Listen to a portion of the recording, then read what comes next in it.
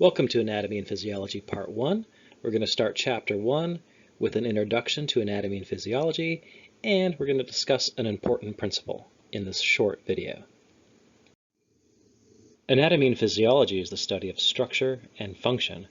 Anatomy specifically is the study of structure, where physiology specifically is the study of function. So here's an example. This is a stomach. Well, what is the anatomy of the stomach? Another way to say that, what is its structure?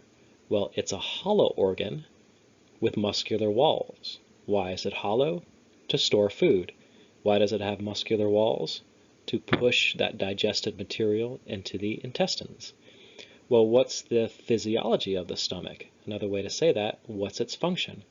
It stores food. It secretes acid to break down food, and it moves food along into the intestines.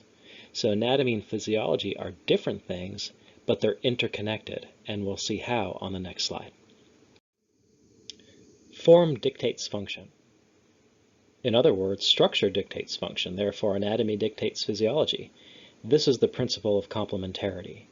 Let's use this example to make the point. Here's a heart. There's the left side of the heart. There's the right side of the heart. This heart must be facing you, that's why left and right are on opposite sides. The left side of the heart has thick muscular walls, while the right side has thin muscular walls. Why is that? Well, the left side of the heart is responsible for pumping blood to the entire body. That's why it needs a thick muscular wall, because it requires a strong contraction. The right side of the heart has to pump blood to the lungs, which are nearby.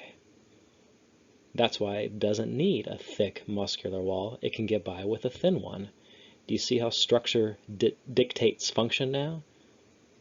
Or form dictates function? What happens if this wall got thin? Well, then it wouldn't be able to perform its job properly. That's the principle of complementarity. It states that, yeah, structure and function are interconnected, but when one breaks down, when structure breaks down, well, then the function will break down too.